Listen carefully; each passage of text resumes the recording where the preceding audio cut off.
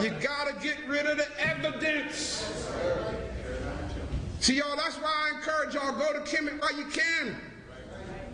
Go to Kemet while you can. Get the evidence while you can. Because in any argument of apologetics, that means proving your point, the rule is no evidence, no argument. Huh? Sure did. That's what the guy in Egypt said to us. Sure said it, brother. I forgot all about that. No evidence, no argument.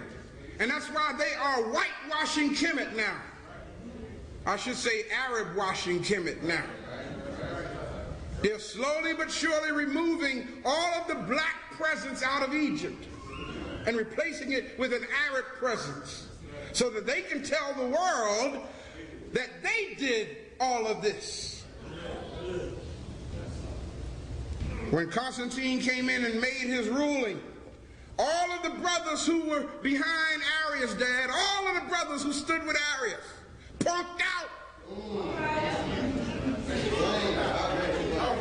Punked out, man. We don't want no trouble. Arius, I know you telling the truth, but man, shoot, we got to eat, man. You know, I got to pay for that Lexus, man. You know, that chariot of gold that I'm riding out there, brother, and them horses that pulling that thing, man, it costs money. So Arius, I'm sorry, brother. You know, you my man. You know, we here. But I got to sidestep you on this one. Nobody stands up against the Emperor Constantine. And all the brothers who came to him, to Nicaea with him, forsook him. That's why y'all, you know, history tells me. You know, you got folks, I appreciate, I love it when y'all say, I'm with you. Y'all know how much I done heard that? And folks who said it ain't here? I mean, I love to hear it, don't get me wrong. But I ain't resting on that. It's not your strength I'm standing on, man. I'm standing on the fact that God gave me this assignment. That's who my strength is. You follow what I'm saying? To awaken our people. I don't want to have to. I want some of y'all to promise to be with me, man. When the stuff hit the fan, you know, I look around and you ain't there, 'cause I'm gonna shoot you if you ain't. I say, man, I got out here because I thought y'all was with me. Don't take that serious, okay? I want nobody to get that out of. I ain't gonna shoot nobody unless I have to. That is. Yeah, buddy. Those who followed the brother abandoned him except two, and they were exiled under the order of Emperor Constantine. And as you saw, he died 11 years later. So, what was the outcome of the Nicene Council? A lie was put in place under a European pharaoh. A brother who was born a couple of centuries after the lie got put in place rose up to speak the truth. And what did the powers that be do to the brother? Shut him down, exiled him, and threatened him under the order of death to keep his mouth shut. All of the books that he wrote, all of the lectures that he had done, that's why I got my hard drive backed up many times over in many different places. Y'all hear what I'm saying? Okay? Got to do it, man. Too much work went into all this research. You know, the order was to burn all of his literature. Burn it. Get rid of it. You know? So the outcome of the Council of Nicea was the transformation of Serapis Christus which means Christ the Savior. Y'all see it? Serapis, soter, Christ the Savior, became Jesus Christ by edict of Emperor Constantine in 325 AD.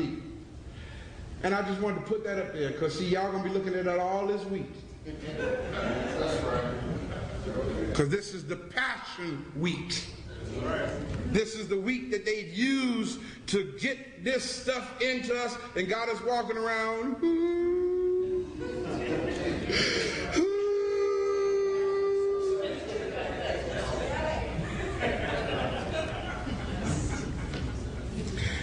The Romanized fabricated figure known as Jesus Christ became a fictionalized soter, Savior of the world. And just as I close now, and just as with Brother Arius, anyone, who did I say? Anyone who tries to reveal the truth about the lie that Rome has perpetrated upon the world, especially Africans, they become the victims of severe anathematization. So, understand that, brothers and sisters. Officers, understand that. Young people, young brother, like the question you asked, understand what lies ahead, man. African family, liberators, revolutionaries, understand what lies ahead. Walk together, children. Don't you ever get weary. Walk together, pray together, sing together, shout together. Don't ever get weary. Hold up your head. Because the ancestors, good God Almighty, got a great camp meeting going on in the promised land.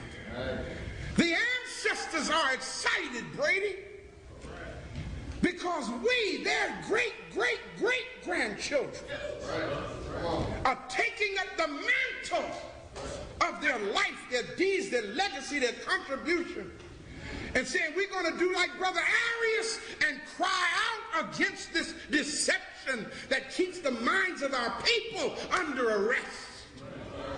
Y'all hear what I'm saying? We sing in the song, they'll be coming from the north, south, east, and west. Good Lord have mercy, to stand by our side. So don't be afraid. That's right. You know, there's a biblical story about a young man and his mentor